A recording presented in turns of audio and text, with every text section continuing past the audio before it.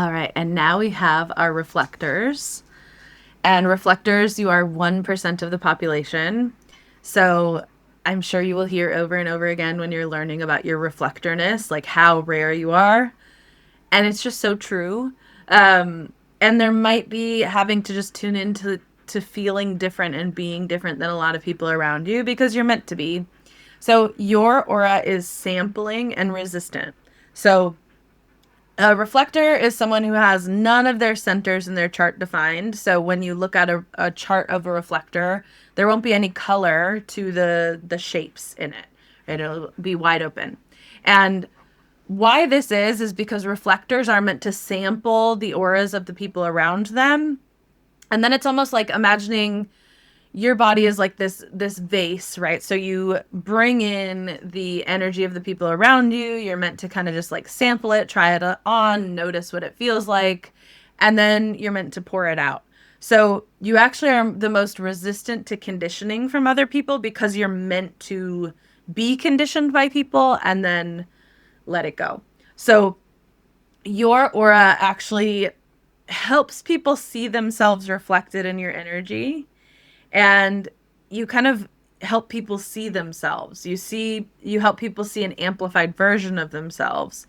And so you are just very like sensitive and empathic by energy type, right? Like your aura is sensitive because it's meant to be sensitive to other people.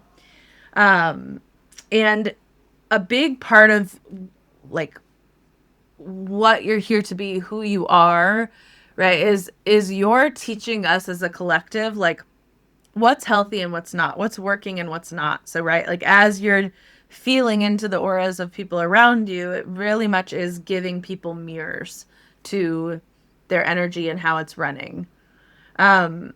Because of how your aura runs though, you are most likely going to feel different often, like different day to day, different as the day moves on.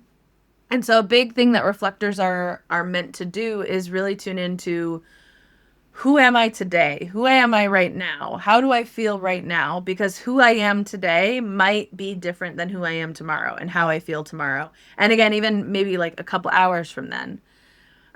So it can just be important to really allow yourself to, I guess we could say a big reflector lesson is learning how to let go. That you're only meant to feel things for the amount of time you feel them and then release it. So a big part of the energetic hygiene of a reflector is the releasing part. And then reflectors are really, their strategy is to tune into the lunar cycle. So waiting 28 days of the lunar cycle to make big decisions is a really big part of this particular aura. And allowing yourself to move through all the different energies you need to move through because you might feel so differently about it at different times and depending on who you're around and the energies that you're taking in. You're very connected to the moon and how it moves in your chart. So it can be helpful for reflectors to kind of get into relationship with the moon, tune into the moon cycles. Part of how reflectors work is you go through all 64 gates of the Rave Mandala in a 28-day cycle. So you have the opportunity to really feel how the moon moves through your chart and will also change like how you feel about yourself, how you feel about things. So that can be a really important part.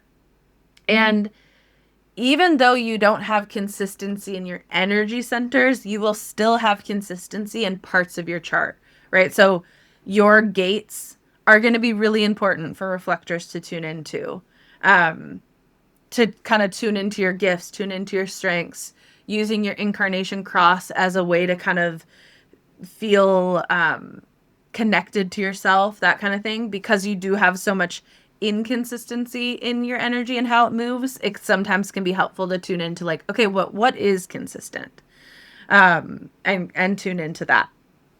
And I think we'll leave it there.